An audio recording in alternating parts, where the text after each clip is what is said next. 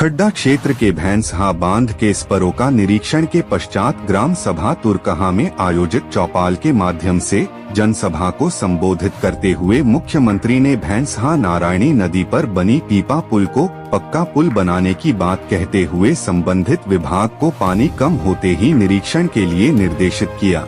पक्का पुल निर्माण होने से नारायणी नदी के उस पर रहने वाले लोगों को कठिनाइयों का सामना नहीं करना पड़ेगा, जिससे उनका जीवन खुशहाल होगा। सरकार नारायणी के बाढ़ प्रकोप से बचाव के लिए 600 करोड़ रुपया खर्च कर तटबंधों को मजबूत किया है। संबोधन के दौरान मुख्यमंत्री ने कहा कि जिला प्रशासन नदी पर पक्का पुल बनाने के लिए सर्वे पानी कम होते ही शुरू कर दे।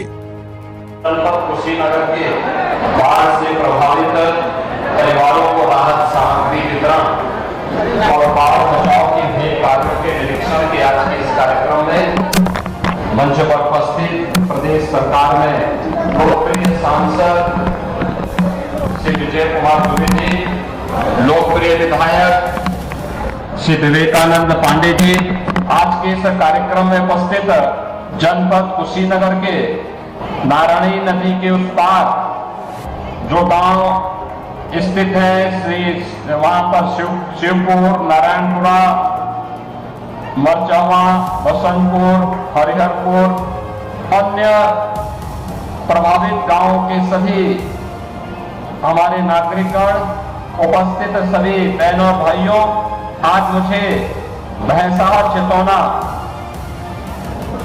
तटबंध पर बाढ़ बचाव के लिए किए गए उपायों का निरीक्षण करने का अवसर प्राप्त हुआ है।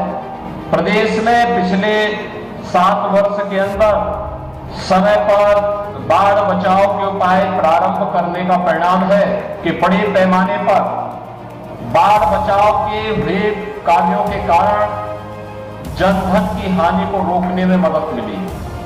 अकेले कुशीनगर जनपद के अंदर नारायणी और गंडक नदी, अन्य सहायक नदियों पर भी बाढ़ बचाव के जो उपाय हुए हैं, इन पर लगभग 600 करोड़ रुपए खर्च करके पिछले 7 वर्ष के अंदर बाढ़ बचाव के प्रभावी उपाय किए गए, जिससे न केवल हजारों हेक्टेयर भूमि को बाढ़ से बचाव करने में मदद मिली, अपितु 3 लाख से अधिक आबादी को बाढ़ से बचाने में भी मदद मिली। और आज इसी का परिणाम है कि न केवल हम लोग यहाँ पर सुरक्षित हैं, निश्चिंत हैं, बल्कि प्रदेश के अन्य जनपदों में भी इस पर कार्य हुआ है।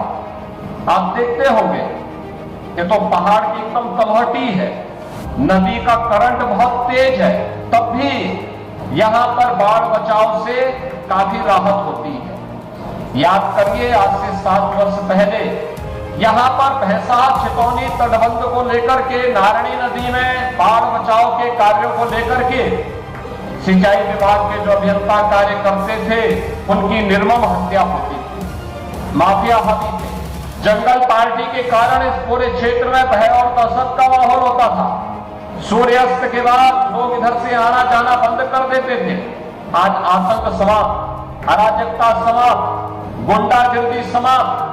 बाढ़ बचाव के लिए किए गए उपायों का परिणाम है बाढ़ में लोगों को राहत मिल रही है।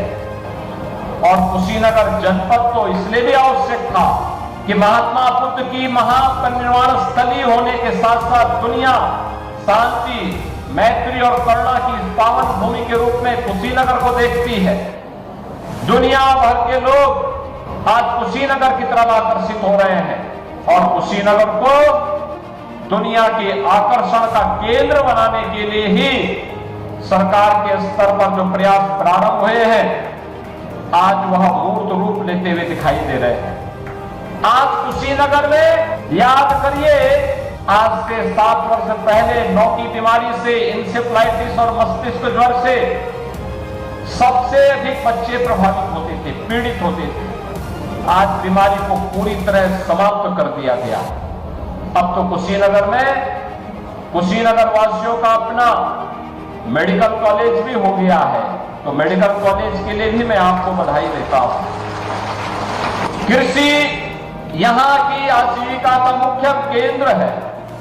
यहां की आजीविका का मुख्य आवश्यकता है और इसीलिए कृषि की आधुनिक तकनीक यहां के लोगों को मिल सके, शोध और विकास की नई संभावनाओं को आगे बढ़ा सके, इसके लिए हमने प्रदेश का एक नया कृषि विश्वविद्यालय कुशीनगर जनपद को उपलब्ध करवाया है और उसका शिलान्यास होकर के कार्य प्रारंभ होने जा रहा है।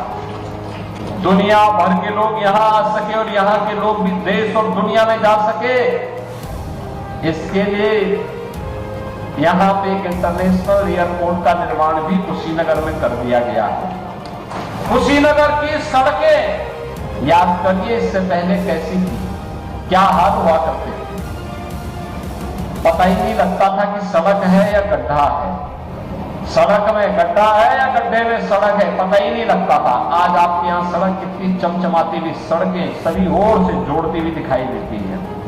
ये विकास कि उन मानकों की ओर हमारा ध्यान आकर्षित करती है जो यहां की आवश्यकता थी और इसीलिए लगभग 600 करोड़ रुपए की बाढ़ बचाव के कार्य आज दिखाई देते हैं। बोल्डर से पिचिंग होती है, बाकायदा यहां पर कटाव निरोधक ऐसे उपाय किए जाते हैं जिसके कारण यहां के लोगों को छितौनी तटबंध के से ग्राम भैंसार तक निर्मित जो स्तर है उनको बचाव करने से इस क्षेत्र में अकेले 83 गांवों की 1,16,000 से अधिक आबादी और लगभग 20,000 हेक्टेयर भूमि कृषि भूमि सुरक्षित हुई है और इससे हमें बाढ़ बचाव के साथ इसका लाभ भी प्राप्त हुआ। 7 से 9 जुलाई के बीच जो पानी यहां से प्रभावित हुआ है उसकी मात्रा थी 4.5 लाख क्यूसिक वाटर और तब भी तटबंध सुरक्षित है। ये चीजें दिखाती हैं कि कार्य सही हुआ, सार्थक हुआ है, उसका लाभ प्राप्त हुआ है।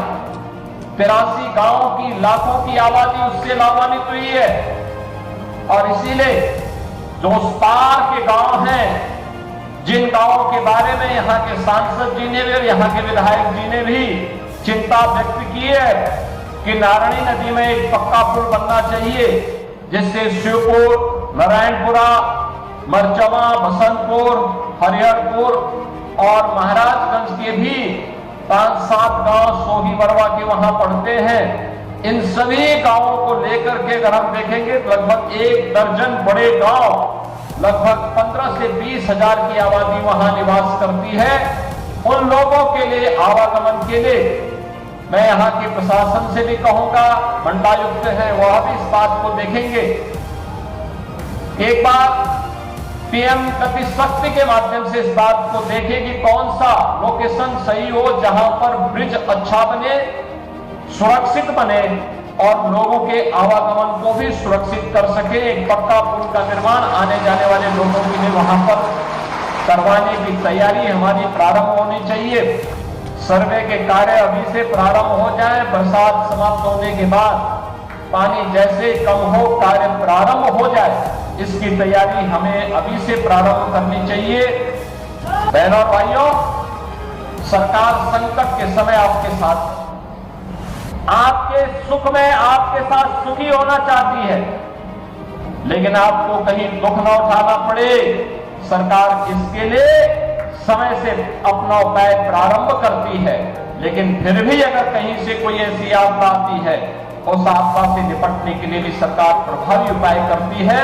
और आज उसी उपाय के क्रम में मैं आपके बीच में यहाँ पर जल शक्ति मंत्री, यहाँ के माननीय सांसद, यहाँ के सभी माननीय विधायकों के साथ आज फिर मैं आपके बीच यहाँ पर उपस्थित हुआ हूँ।